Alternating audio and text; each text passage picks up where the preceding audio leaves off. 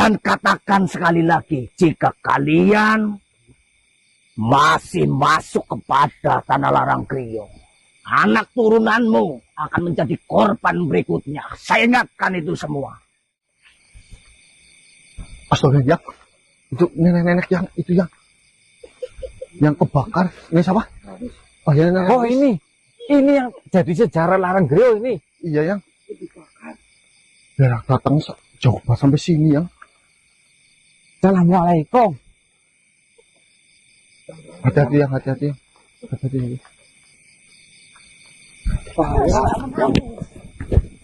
Terus menangis. Semakin kalian menangis, semakin lucu. Dan saya semakin suka melihat wajah kalian dalam kebuntuan.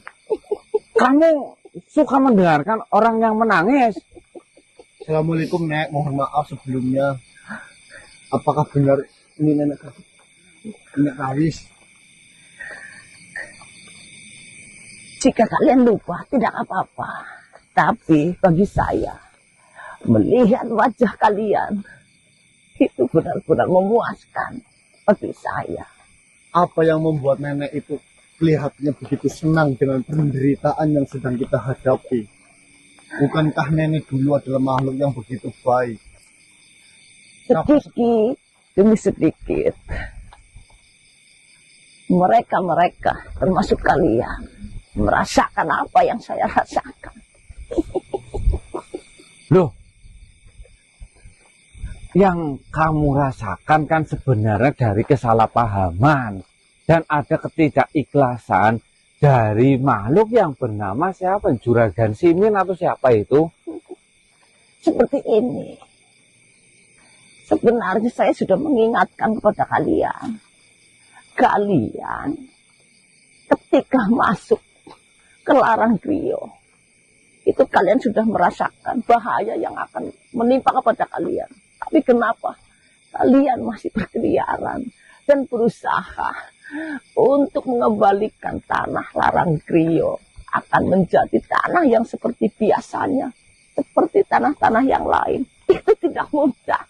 Dan itu tidak akan mungkin, Loh, kami tahu itu tidak akan mudah, Ya tapi sudah, kemungkinan kok sudah pasti ada. Jangan pernah datang ke Larang Kriyo jika kalian tidak mau satu persatu merasakan apa yang saya rasakan. Masyarakat yang ada di sekitar Larang Kriyo tersiksa. Dia ingin memanfaatkan dan memakan hasil bumi yang ada di Larang Kriyo, kok ya nggak bisa. Bukan hanya saya yang tidak bisa merasakan, semuanya harus bisa merasakan. Saya paling benci dengan mereka yang merasa mampu, yang merasa punya, yang merasa bisa memiliki segalanya. Kalian tidak pernah merasakan apa yang saya dulu rasakan. Iya, saya tahu mungkin penderitaan itu sangatlah berat, namun pelaku-pelaku yang sudah merundungimu sampai kamu mati, dibakar oleh massa, itu kan juga sudah tidak di sini lagi. Mereka semua sudah meninggal, toh. Saya sudah bersumpah sampai kapanpun mereka, apalagi anak keturunan dari Simin, tidak akan hidup tenang selagi mereka masih ada keturunan dan saya masih hidup. Tanah Larang Kriyo tidak akan bisa kembali seperti sedia kala. Saya bersumpah. Seperti ini, nenek. Sebenarnya kutukan itu sudahlah tidak berlaku di Tanah Larang Kriyo. Namun di Tanah Larang Kriyo itu ada segerombolan makhluk yang berasal dari alam Yuda Barera, yang mungkin jenengan nenek sendiri tidak tahu. Apakah saya ingin bertanya, apakah nenek juga sudah bekerja sama menjadi bagian mereka? Saya tidak mau tahu. Yang jelas, sumpah serapah saya sampai kapanpun akan tetap berada di Tanah Larang Kriyo.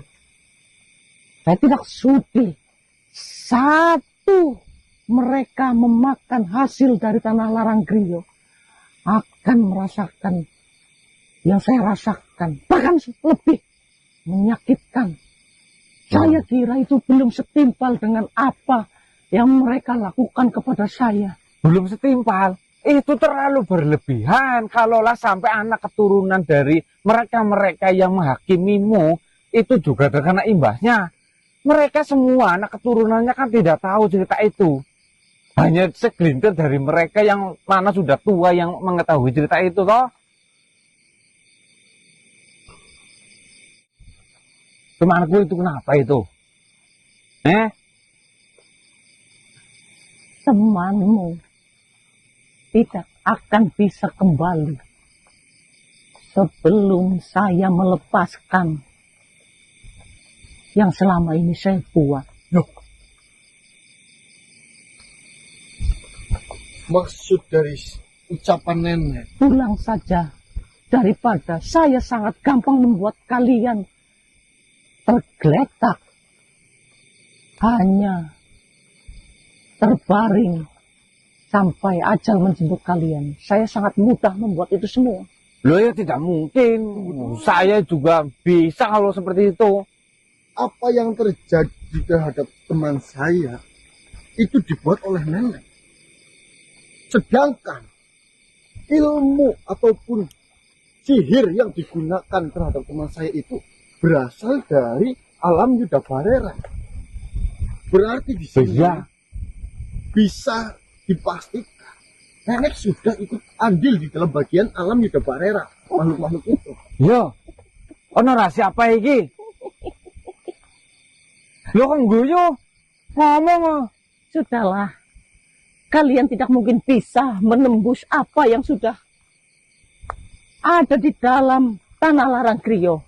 Saya ingatkan sekali lagi, lebih baik kalian pulang, karena kalian akan membuang waktu kalian, membuang umur kalian. Tidak mungkin bisa tanah larang Griyo kembali menjadi sedia kala atau seperti tanah-tanah yang lain. Dan asal kalian tahu, saya ingatkan, saya bisa saja membuat siapapun yang datang dan masuk kepada tanah larang Griyo, jika terus-menerus ikut campur, akan mengembalikan, apalagi menghilangkan sumpah yang sudah saya ucapkan, kalian akan menjadi korban selanjutnya. Dan katakan sekali lagi, jika kalian masih masuk kepada tanah larang Griyo, anak turunanmu akan menjadi korban berikutnya. Saya ingatkan itu semua. Saya rasa kalian masih bisa mendengarkan ucapan saya. Saya mengingatkan dengan baik-baik. Tanah larang Griyo itu adalah tanahku. Sumpah yang sudah saya ucapkan tidak bisa akan pernah dicabut sampai saya kembali. Siapa kau sebenarnya? Tanahku ndakmu wi. Siapa kau sebenarnya? Kita berpindah saja terlebih dahulu. Assalamualaikum warahmatullahi wabarakatuh. Waalaikumsalam warahmatullahi wabarakatuh. Tuan, dari Singosari, Kun. Saya mencari kalian di tanah larang Griyo. Sampai saya menyuruh prajurit saya untuk mencari kalian. Nyatanya kalian berada di sini. Iya, mohon maaf banget, Tuan.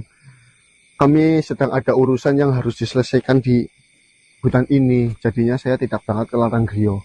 Karena ada sebuah permasalahan yang sedang kami hadapi. Seperti ini manusia. Seperti yang saya sudah katakan kemarin malam.